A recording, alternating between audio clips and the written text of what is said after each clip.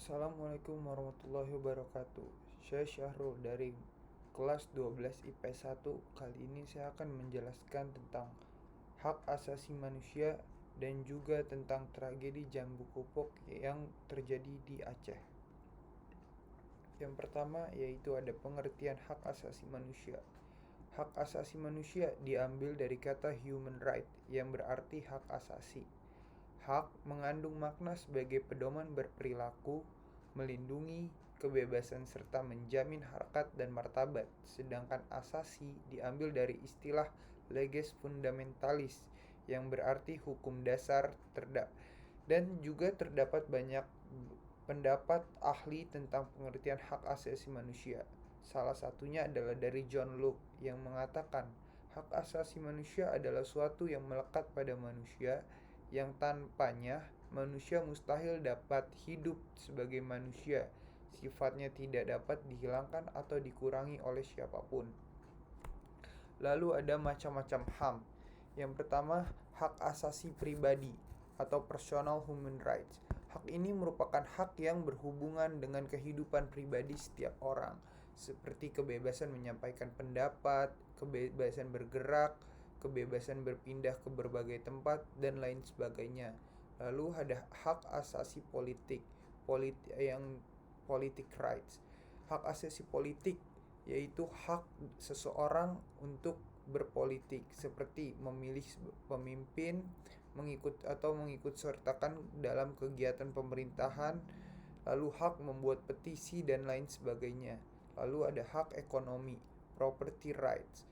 Hak ini menyangkut hak individu dalam perekonomian, contohnya kebebasan dalam jual beli, perjanjian kontrak, penyelenggaraan sewa menyewa, dan lain sebagainya.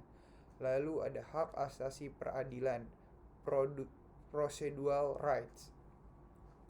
Hak ini dimaksud sebagai hak untuk memperoleh perlakuan sama dalam tata cara pengadilan. Contohnya ada hak untuk mendapatkan pembelaan hukum, hak untuk mendapatkan perlakuan pemeriksaan, penyidikan, penangkapan, penggeledahan, dan penyelidikan di muka umum. Lalu ada juga hak sosial budaya. Hak ini terkait dalam kehidupan masyarakat. Contohnya seperti hak untuk menentukan, memilih, dan melakukan pendidikan. Hak untuk mendapatkan pengajaran, untuk mendapatkan budaya yang sesuai dengan bakat dan minat. Lalu yang terakhir ada hak asasi hukum, legal equality rights. Hak ini mendapat kedudukan yang sama dalam hukum dan pemerintahan. Contohnya adalah hak mendapatkan perlakuan yang sama dalam bidang hukum dan pemerintahan, menjadi pegawai sipil, perlindungan dan pelayanan hukum. Lalu ada latar belakang terjadinya HAM. Latar belakang terjadinya perjuangan HAM yaitu untuk memperoleh hak-hak tersebut dirintis oleh dunia barat awalnya. Selanjutnya, perjuangan demi perjuangan ini melahirkan sebuah naskah yang bernilai penting bagi perkembangan hidup dan kehidupan manusia dalam berbangsa. Awalnya perkembangan HAM dimulai ketika ditandatangani Magna Carta tahun 1215 oleh Raja John Lackland.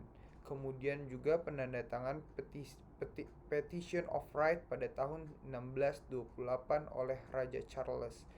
Dalam hubungan inilah maka perkembangan HAM itu sangat erat hubungannya dengan perkembangan yang ada sekarang. Lalu ada upaya-upaya untuk mencegah terjadinya pelanggaran HAM. Yang pertama, pendidikan karakter yang baik. Sebagai manusia, kita harus memiliki karakter yang baik, sikap yang baik, yang ditanamkan sedari kecil, yang dimulai dari pendidikan yang dilakukan oleh orang tua, lalu dilanjutkan oleh pendidikan di sekolah yang lebih besar sebagai tata cara untuk bersosialisasi. Dengan itu, setiap manusia dapat berperilaku dengan baik dan memperlakukan orang lain dengan baik. Lalu adanya penyuluhan kepada masyarakat tentang esensi HAM. Penyuluhan ini sangat penting.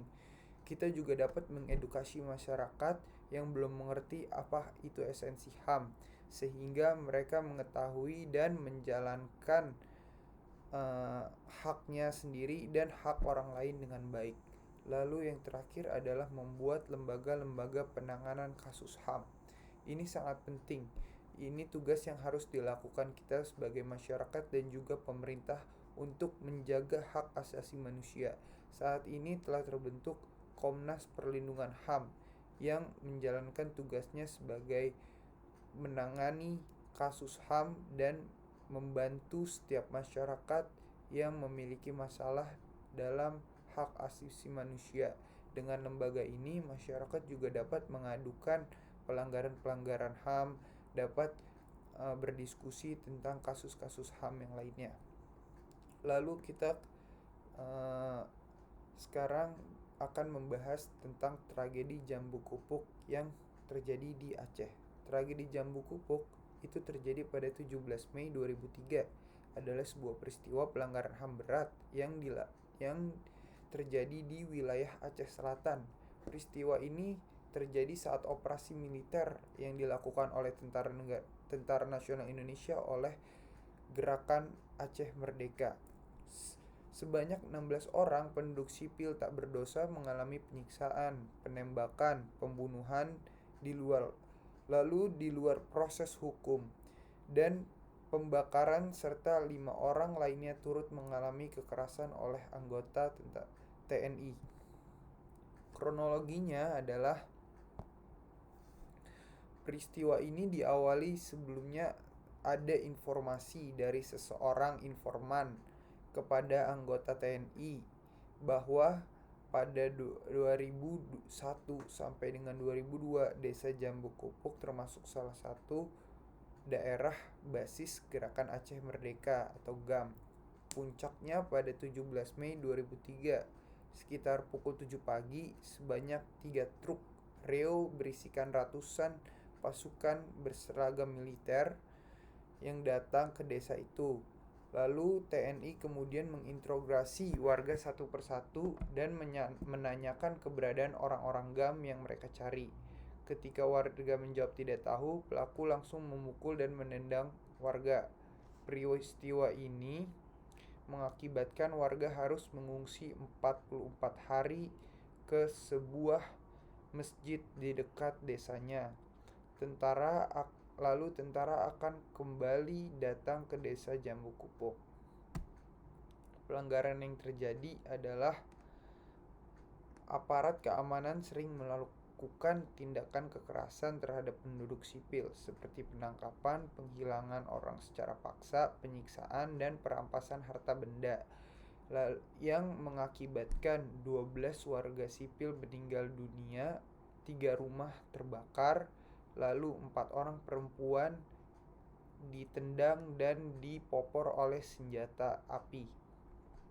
Upaya yang dilakukan pemerintah yaitu saat ini pemerintah sudah melakukan penyelidikan terhadap kasus itu yang dilakukan oleh Komnas HAM dan dibantu oleh LPSK, dan juga Kontras juga mendorong pemerintah Aceh dan DPRA segera membahas dan membentuk Komisi Kebenaran dan Rekonsiliasi yang merupakan amanat dari MOU Helsinki tahun 2005. Menurut informasi saat ini penyelidikan telah selesai dilakukan dan berkas perkara telah dilimpahkan ke Kejaksaan Agung. Namun menurut informasi dari korban saat ini belum menerima keadilan. Tanggapan saya sebagai seorang masyarakat, sebagai seorang pelajar, menurut saya ini merupakan pelanggaran HAM berat yang dilakukan oleh aparat sipil yang seharusnya melindungi warganya dalam melakukan tugasnya. Pelanggaran ini sangat memukul hati saya sebagai masyarakat, sebagai WNI. Saya berharap para korban segera mendapatkan keadilan dan kejadian ini tidak terulang kembali di masa yang akan datang. Sekian presentasi saya. Terima kasih. Wassalamualaikum warahmatullahi wabarakatuh.